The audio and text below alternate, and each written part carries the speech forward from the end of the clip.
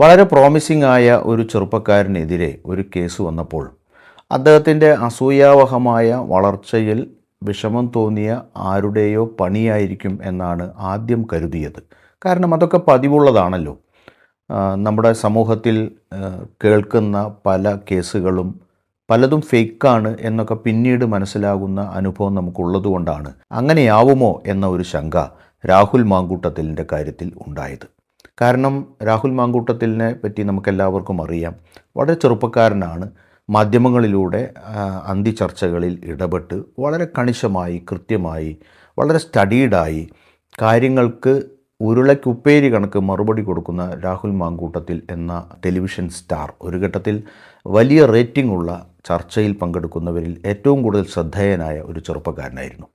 ആര് ഏത് കോണിൽ നിന്ന് ചോദിച്ചാലും അതിന് കൃത്യമായി വളരെ കൺവിൻസിംഗ് ആയ മറുപടി കൊടുക്കുന്ന രാഹുൽ മാങ്കൂട്ടത്തിൽ അതുകൊണ്ട് തന്നെ ചാനൽ ചർച്ചകളിലെ പ്രധാനപ്പെട്ട അട്രാക്ഷനായിരുന്നു.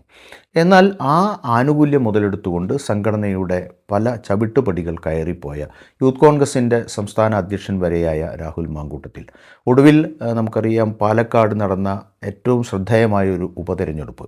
ആ ഉപതെരഞ്ഞെടുപ്പിൽ പത്തനംതിട്ട ജില്ലക്കാരനായ രാഹുൽ മാങ്കൂട്ടത്തിലിനെ പാലക്കാട് കൊണ്ടുവന്ന് മത്സരിപ്പിക്കാൻ പോലും കോൺഗ്രസ് പാർട്ടി തയ്യാറായി.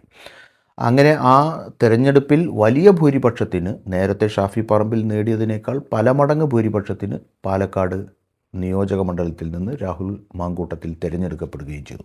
പക്ഷേ ആ ഒരു ഖ്യാതിയും അതിൻ്റെ ആഹ്ലാദവും അധികകാലം നീണ്ടു നിന്നില്ല. അദ്ദേഹത്തിനെതിരായി അതിശക്തമായ തരത്തിലുള്ള ആക്ഷേപങ്ങൾ പിന്നീട് പുറത്തു വരുന്ന സാഹചര്യമുണ്ടായി. ഏത് തരത്തിലുള്ള കേസുകളാണ്? പലതും പുറത്തു പറയാൻ പറ്റാത്ത കേസുകളാണ്. സ്ത്രീകളുമായി, യുവതികളുമായി ഒക്കെ ബന്ധപ്പെട്ട വലിയ തോതിലുള്ള ആക്ഷേപം രാഹുൽ മാങ്കൂട്ടത്തിനെതിരെ ഉയർന്നു വന്നു. സ്വാഭാവികമായും ഞാൻ ആമുഖത്തിൽ സൂചിപ്പിച്ചല്ലോ, ഒരു ചെറുപ്പക്കാരൻ പെട്ടെന്ന് വളർന്നു വരുമ്പോൾ, പല തലങ്ങളിലേക്ക് വികസിക്കുമ്പോൾ അസൂയാലുക്കളായ ആളുകൾ സൃഷ്ടിച്ചെടുക്കുന്ന കേസായിരിക്കുമോ എന്ന തോന്നലായിരുന്നു ആദ്യഘട്ടത്തിൽ എനിക്കൊക്കെ ഉണ്ടായിട്ടുള്ളത്. പലർക്കും ഉണ്ടായിട്ടുണ്ടാവാം. എന്നാൽ രാഹുൽ മാങ്കൂട്ടത്തിലിൻ്റെ കേസിനോട് കോൺഗ്രസ് പാർട്ടി സ്വീകരിച്ച സമീപനം എന്താണ്? വളരെ കൃത്യമായി ആ കേസ് പഠിക്കുകയും അതിൻ്റെ ആഴം മനസ്സിലാക്കുകയും ആ വിഷയം പൊട്ടിപ്പുറത്തു വന്നപ്പോൾ തന്നെ യൂത്ത് കോൺഗ്രസിൻ്റെ സംസ്ഥാന അധ്യക്ഷ പദവിയിൽ നിന്ന് രാഹുൽ മാങ്കൂട്ടത്തിലിനെ മാറ്റുകയും ഒടുവിൽ ആ കേസ് പുരോഗമിക്കുന്ന സമയത്ത് അതിൻ്റെ കുറേ വിശദാംശങ്ങൾ കൂടി പുറത്തു വന്ന സമയത്ത് രാഹുൽ മാങ്കൂട്ടത്തിലിനെ പാർട്ടിയിൽ നിന്ന് തന്നെ സസ്പെൻഡ് ചെയ്യുകയും പ്രാഥമിക അംഗത്വത്തിൽ നിന്ന് പോലും പിന്നീട് നീക്കം ചെയ്യുകയും ചെയ്യുന്ന നിലയിലേക്ക് പോയി. ഇന്ന് തിരഞ്ഞെടുക്കപ്പെട്ട ഒരു നിയമസഭാ സാമാജികനാണ് രാഹുൽ മാങ്കൂട്ടത്തിൽ. പക്ഷേ MLA പദവിയിൽ നിന്ന് രാജി വയ്ക്കാനോ അല്ലെങ്കിൽ രാജി ആവശ്യപ്പെടാനോ പുറത്താക്കിയ ഒരു സാഹചര്യത്തിൽ കോൺഗ്രസ് പാർട്ടിക്ക് കഴിയില്ല എന്നത് യുക്തിസഹമായിട്ടുള്ള ഒരു മറുപടിയാണ്. എന്നാൽ കേരളത്തിൽ ഇതിനു മുമ്പുണ്ടായിട്ടുള്ള സംഭവങ്ങൾ, സമീപകാലത്ത് തന്നെ വന്നിട്ടുള്ള സംഭവങ്ങൾ നമുക്കറിയാം. ഇപ്പോൾ മുകേഷിൻ്റെതൊക്കെ കുറച്ച് പഴയ കഥയാണെങ്കിലും PT കുഞ്ഞു മുഹമ്മദ് മുൻ MLA, അദ്ദേഹത്തിനെതിരെ വന്ന ഒരു സംവിധായകയുടെ ആക്ഷേപം ഇതേപോലുള്ളൊരു കേസ് തന്നെയാണ്. ആ കേസിനോട് അദ്ദേഹത്തിൻ്റെ പാർട്ടി അല്ലെങ്കിൽ അദ്ദേഹവുമായി ബന്ധപ്പെട്ട പാർട്ടി സ്വീകരിച്ച സമീപനം, ആ പരാതി കിട്ടിയിട്ട് കുറേ ദിവസത്തോളം അതിൻ്റെ പുറത്ത് നടപടിയെടുത്തില്ല. പിന്നീട് അത് വലിയ വിവാദമായി.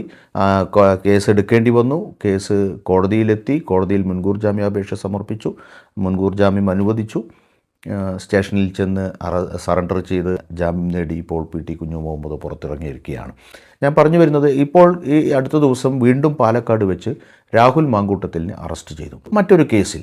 അപ്പോൾ ഇത്തരത്തിലുള്ള തെറ്റായ ചില സ്വഭാവ വൈകൃതങ്ങൾ ഉള്ളയാളാണ് എന്ന് ആദ്യം മനസ്സിലാക്കിയത് കോൺഗ്രസ് പാർട്ടിയാണ്.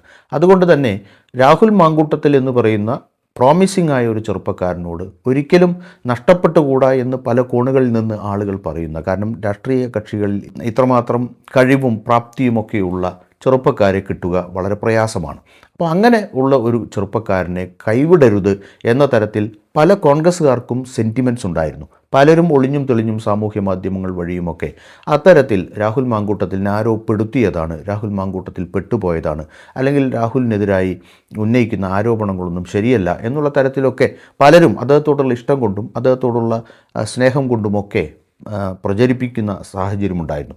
അങ്ങനെയുള്ളവരോട് എനിക്ക് പറയാനുള്ളത്, ഏറ്റവും പ്രധാനപ്പെട്ട കാര്യം, രാഹുൽ മാങ്കൂട്ടത്തിനെതിരായി ഉയർന്നു വന്ന ആക്ഷേപങ്ങൾ അതിന് ആസ്പദമായിട്ടുള്ള തെളിവുകൾ, അതിനെ ശരിവെക്കുന്ന തരത്തിലുള്ള പലതരത്തിലുള്ള വസ്തുതകൾ ഇതൊക്കെ പുറത്തു വന്നപ്പോൾ ഇതിനെതിരായി രാഹുൽ മാങ്കൂട്ടത്തിൽ താൻ അങ്ങനെയൊരു കുറ്റം ചെയ്തിട്ടില്ലെന്നോ, തനിക്കിങ്ങനെയുള്ള വ്യക്തികളുമായി പരിചയമില്ലെന്നോ, തനിക്കിവരെ ആരെയും അറിയില്ലെന്നോ പോലുള്ള കേസിൽ നിന്ന് തന്നെ പെടുത്തിയതാണെന്നോ എന്ന തരത്തിലുള്ള ഒരു വാക്ക് പോലും രാഹുൽ മാങ്കൂട്ടത്തിൻ്റെ ഭാഗത്തു നിന്നുണ്ടായിട്ടില്ല.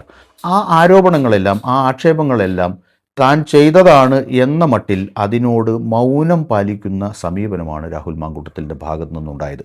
കുറ്റം അദ്ദേഹം നിഷേധിച്ചിട്ടില്ല ഇതുവരെ.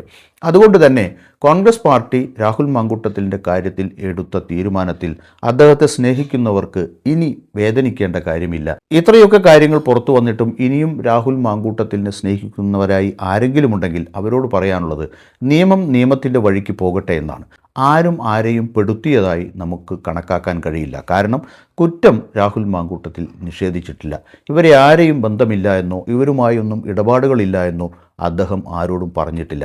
അതുകൊണ്ട് തന്നെ ആ കേസിൽ രാഹുൽ മാങ്കൂട്ടത്തിൽ പ്രതിയാണ്, കുറ്റക്കാരനാണ് എന്ന് തന്നെ അനുമാനിക്കാൻ മാത്രമേ നമുക്ക് കഴിയൂ. അതുകൊണ്ട് തന്നെ കോൺഗ്രസ് പാർട്ടി എടുത്ത നിലപാട് ഇക്കാര്യത്തിൽ വളരെ കറക്റ്റാണ്. പുകഞ്ഞ കൊള്ളി പുറത്തു തന്നെ എന്നതാണ് പഴയ പ്രമാണം. അത് കോൺഗ്രസ് പാർട്ടിയെ സംബന്ധിച്ചിടത്തോളം രാഹുൽ മാങ്കൂട്ടത്തിൻ്റെ കാര്യത്തിൽ വളരെ കൃത്യമാണ് എന്ന് പറയാതെ വയ്യ.